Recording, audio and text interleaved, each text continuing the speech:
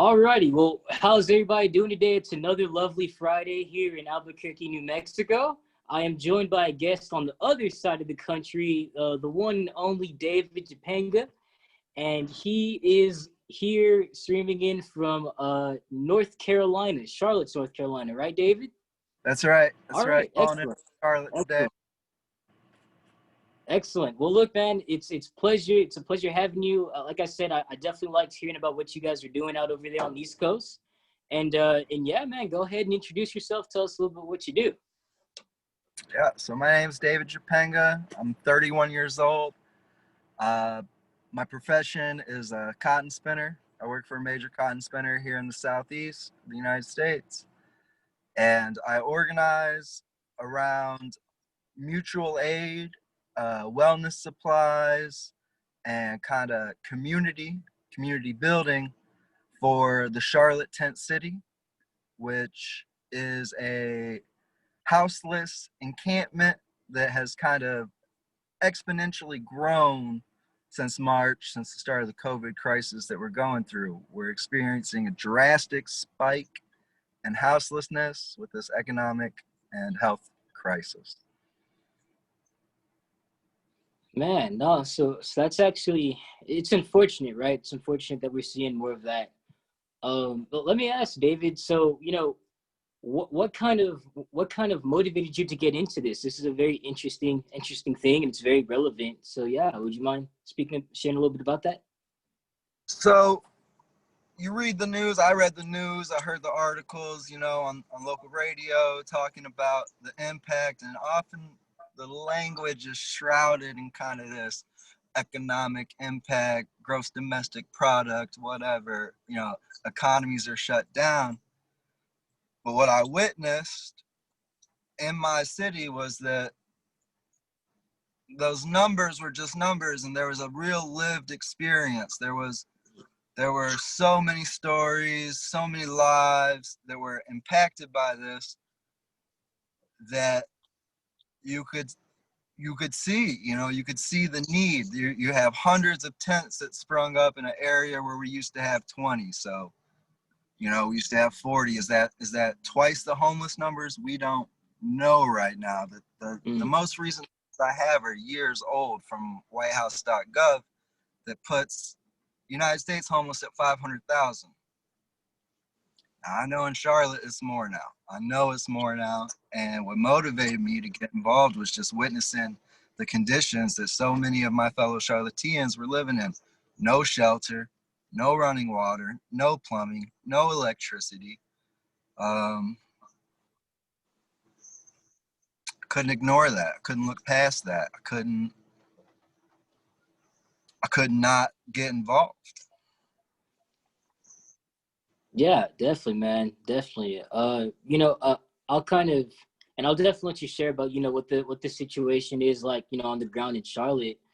But I remember, like, back in Houston with the whole CARES Act, we had $15 million, right? And literally all that $15 million, it went up in 90 minutes. Like in an hour and a half, it was gone, and I was just like, wow, that's ridiculous. So Right. yeah, man, kind of. I know you said like it's pretty tough, and you see more camps. So like, what's kind of happening? What's happening in Mecklenburg County? So we had a ton of services shut down. A lot of our state-sponsored government-level social services are operating at a terribly reduced capacity in this heightened time of need. Mm. And that's just left a huge vacuum of service provided, and the economy is down, demand is up, jobs are gone, and it's really inhumane, the conditions that we have to live in, that our fellow Charlotteans have to live in, that people from all walks of life are finding themselves newly in this houseless situation. And the fact of the matter is, it's falling right on the shoulders of Charlotte's most underserved communities. It's falling on the shoulders of Black folk. It's falling on the shoulders of underpaid folk. It's fallen on the shoulders of the mentally ill or differently abled. It's fallen on the shoulders, and no one's there. No one's there.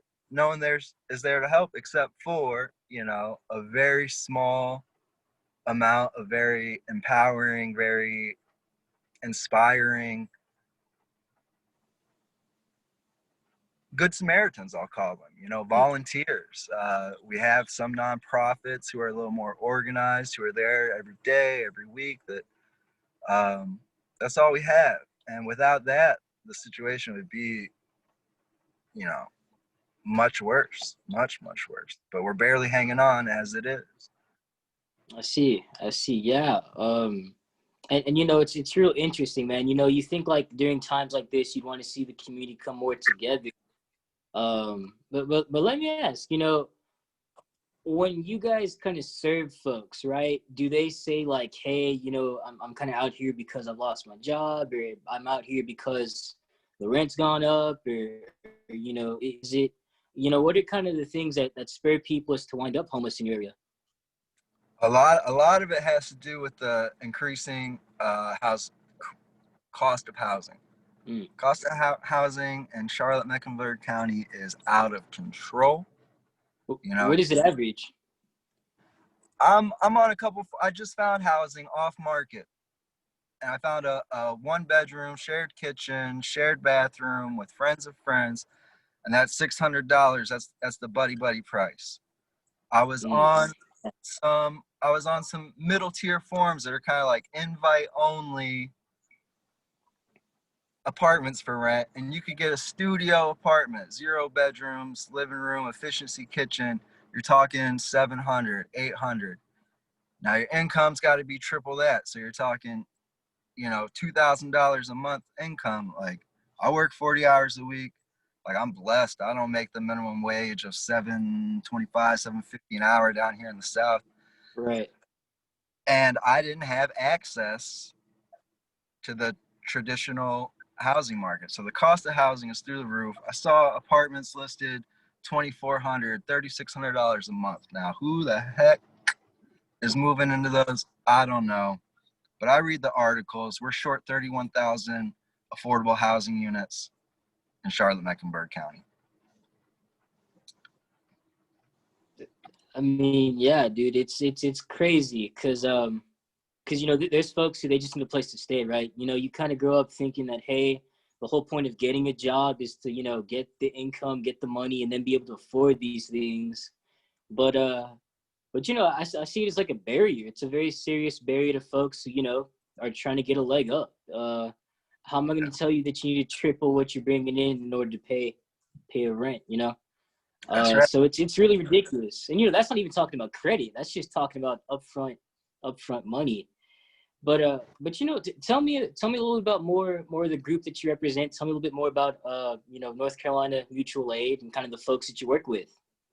Yep. So Charlotte Food and Mutual Aid, we exist. We started out serving food and just meeting the folk down there and building relationships.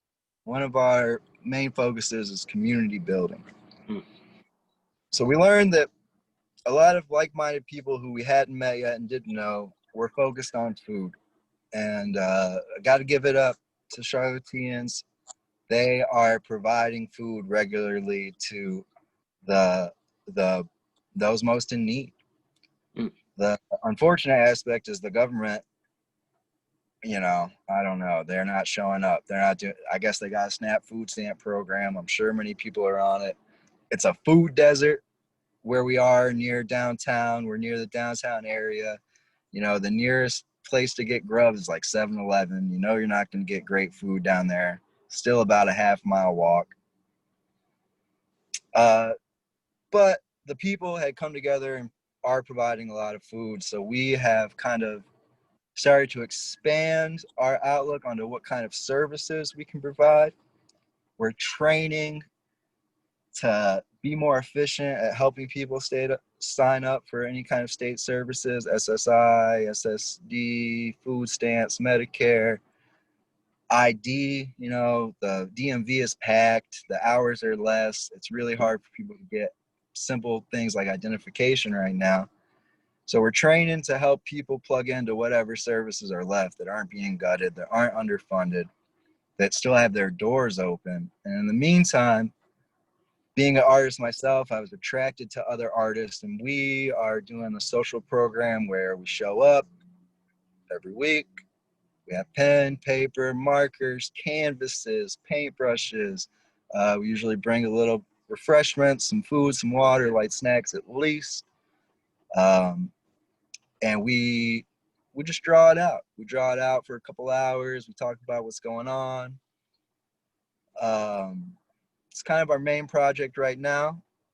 Just want to do a plug next week, Saturday, September 19th. We're doing one of these art nights, and we're starting to couple with more and more people.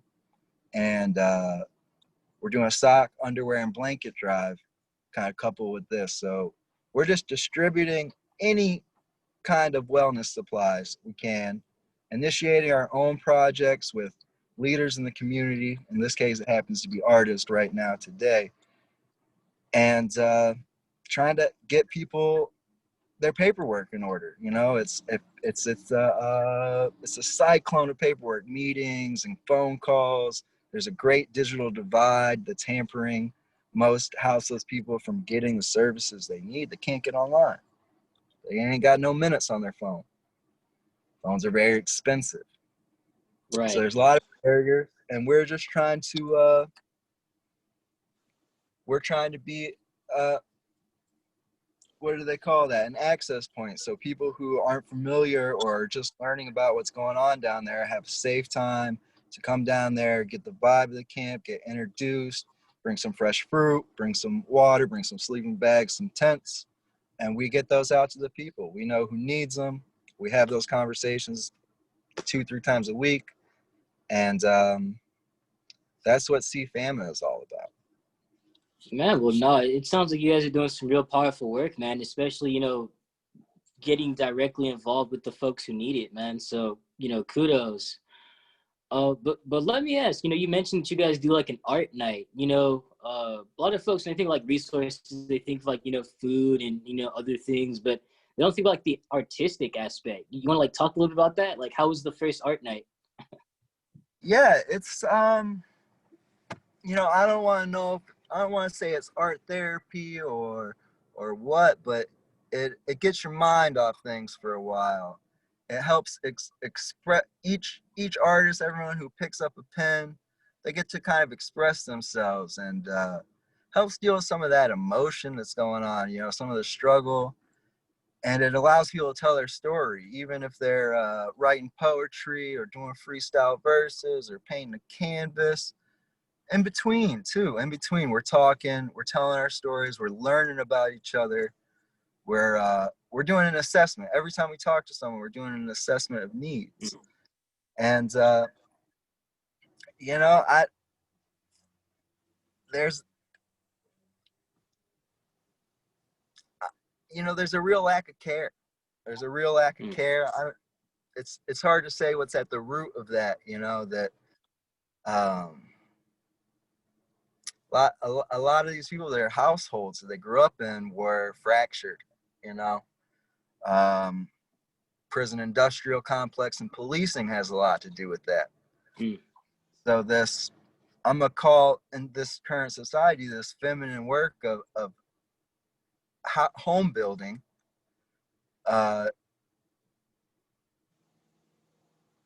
is being torn apart.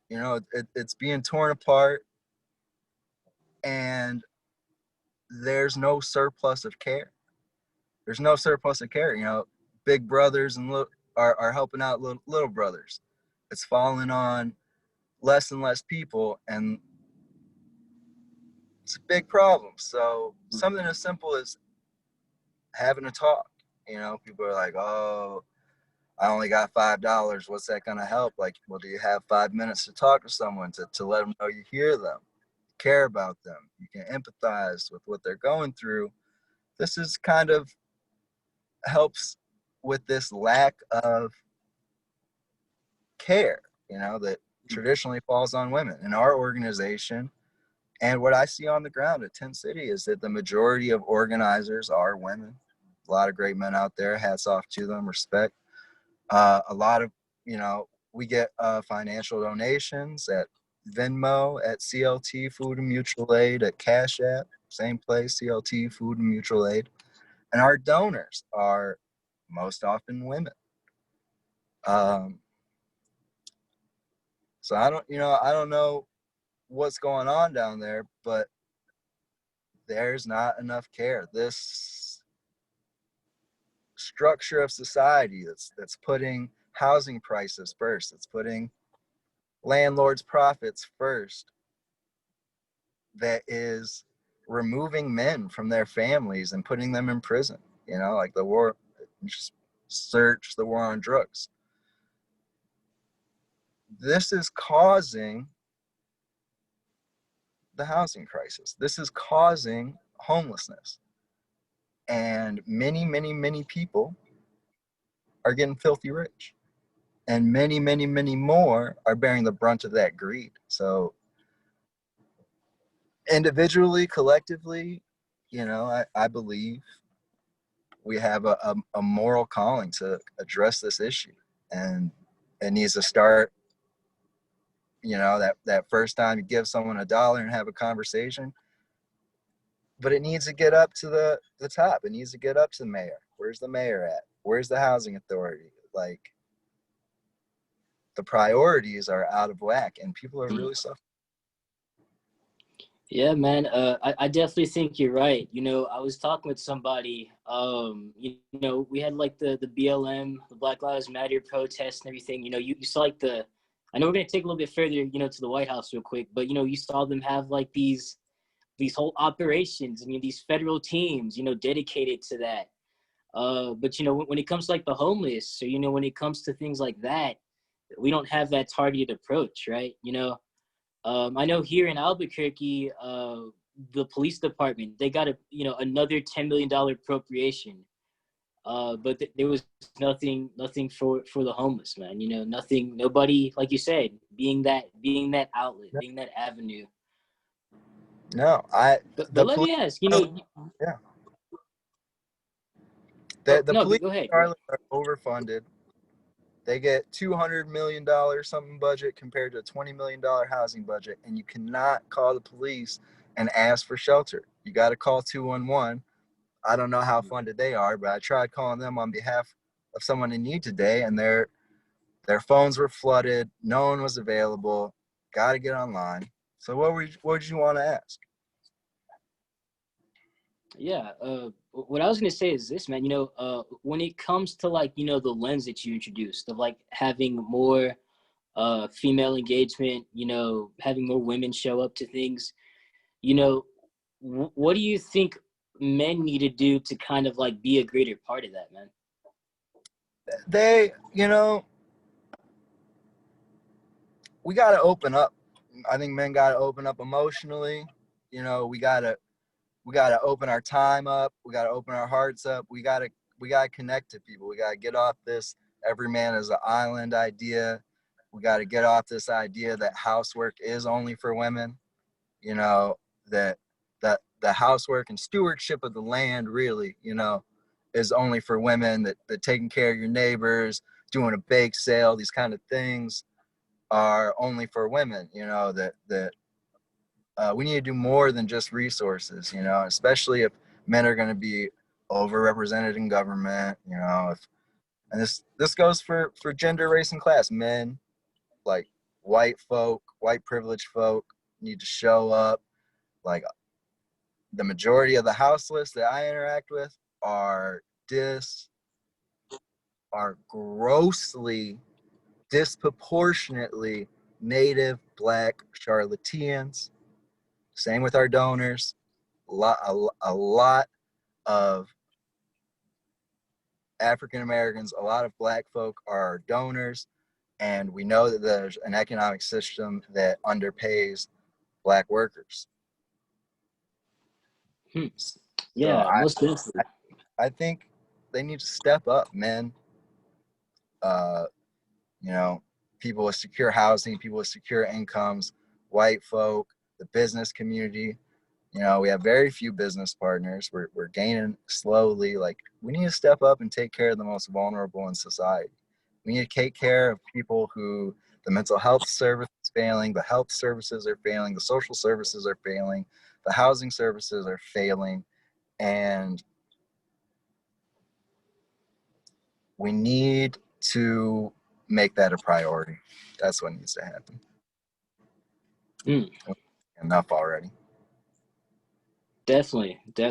And look, I know I know COVID has really hit us. I'm not sure if schools have opened up in North Carolina or not, but I know this has really hit kids, man. And that's something that you never want any, unfortunate tragedy to happen. Have you guys worked with any children who have been experiencing homelessness, or any families who have been experiencing homelessness? Or? So I don't know where all the children are. I know that a lot of the people I work with get their children into something. Aunts, uncles, grandmas, a lot of times Child Protective Services and foster care is involved, which is not doing enough either, to be frank and to the point. And then a lot of the children on site are kind of older teens passing as adults. But it's kind of an invisible problem, because it's not as a homeless encampment where everyone is in a really dire life or death survival situation just can't accommodate children. Like, is that another need? Like, is that another traditionally feminine need that needs to arise? Like a free daycare, childcare services, like, Yeah, probably. because We I mean, know a group in Charlotte that's reached out to us that helps mothers up through toddler. There's one group, they have a minimum capacity. It's just a tragedy. yeah, because I know just one observation from the folks that we help out at. We try to help folks, with getting into the workforce, and man, I can tell you it's difficult, just with things happening. But another thing that we see is that we'll have a lot of folks say, "Hey, do you know about like daycare services, or do you know about folks who can watch my kids after school if they're working a late shift?" And it's really unfortunate how you said, like, it impacts the working class, it impacts women, it impacts families, and black and brown folks. And it's just you know to think this is something that literally stopped the whole world, but the whole world isn't feeling it the same way. So I think that's just really telling. you know See, yeah, it really seems like very few people care about their neighbors down there, and very few people in power. That often the people who are doing the most care down there are those who have the least access to structural change, to politics, to money. so let me ask you, man, just from your work with this group, like, has it given you an idea of how to change the stigma behind the homeless, and how other folks with privilege engage them? Has it given you like a little bit No, of a no? I really don't. I could speak to some of the stigma. I could speak to really nasty events of people from outside the camp coming and shooting fireworks at our residents. I could a lot of what my friend down at the camp is called like poverty porn, where people come and live stream and they're not very respectful about asking for permission or showing faces, and who wants to be on camera and who can't afford to because they're at risk. Um, we have a lot of people drive through the area at ridiculous, reckless speeds. We've had 3 crashes near our encampments, and I don't want to 60 days tops. One of them was really troubling. I mean, one of them was inches away from murdering someone who's asleep. Um, and the general attitude that we receive from the top is like they want the homeless campus to disappear, and that doesn't mean more affordable housing to them. It means like the grave or the jail is what we've come to learn. Is that, or separated and like more invisibilized. They don't want us congregating. They don't want us visible. They don't want us in a central area to receive services. They want us gone. And that's really frightening that's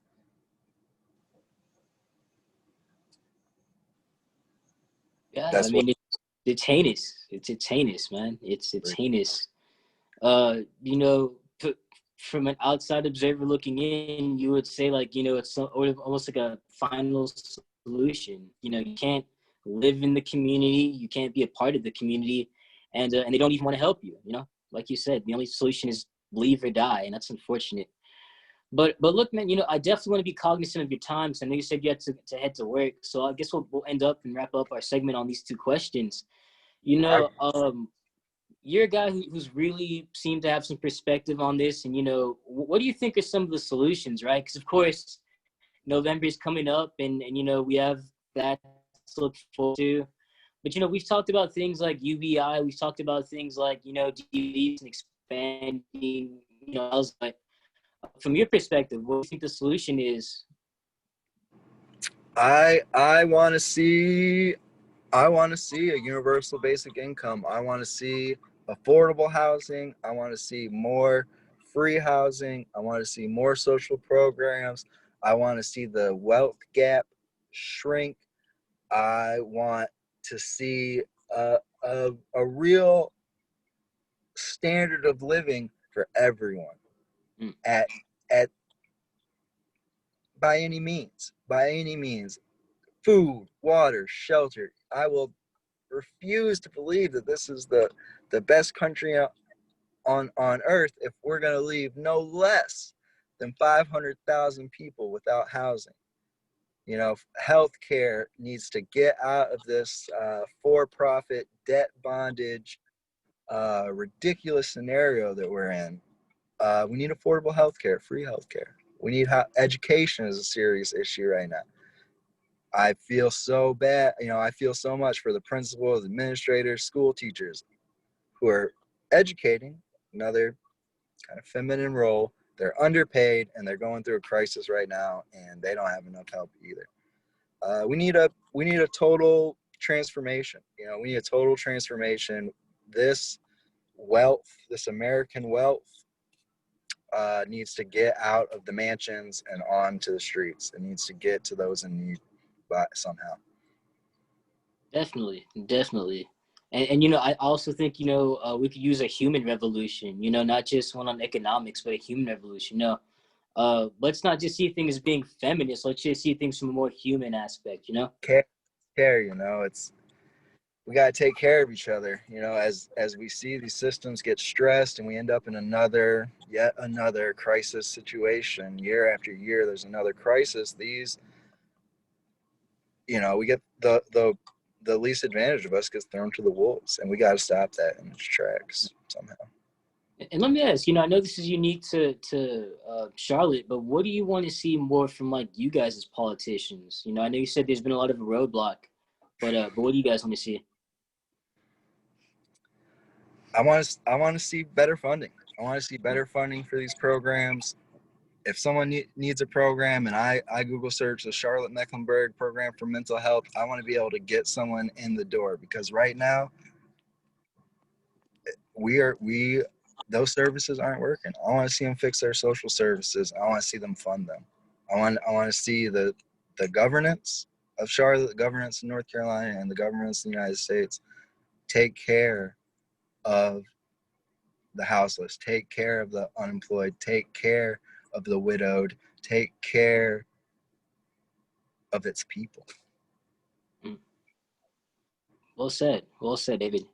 And look, David, you know, like I said, I know you definitely have to get ready for work, but you know, on Candid Conversations, we always want to leave off on a point of action, man. You know, and that point of action is, look, how can our viewers help you guys out?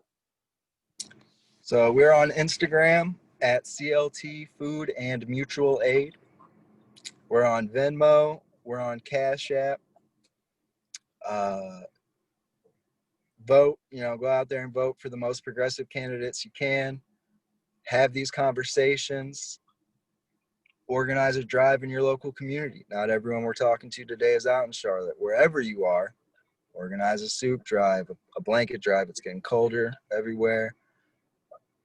Talk to someone. If you don't have a booming homeless population like some of the other metro cities, talk to the individuals. Look for mutual aid, charity groups in your area. You know, look for food banks that need help. Look for soup kitchens that need help. Sign up. Sign up. All right. Well, hey, look, David, I appreciate it, man. Look, I love the work that you guys do, and we're definitely gonna make sure to see how we can help you guys out. So, look, everybody, that was David Chapanga coming in from Charlotte, North Carolina. You know, all the power to you, man, and just keep on doing what you do. We'll keep on. We really appreciate you having me out here today. You have a good rest of the night. Thank you so much. Definitely, man. And we'll definitely stay in touch. I appreciate it. Call me. We'll do. Adios. All right. Well, everybody, look, that was our guest for the evening on this segment of Candid Conversations. Definitely let us know what you would like to see on the next segment every Wednesday. And you all have a very, very lovely and enriching weekend.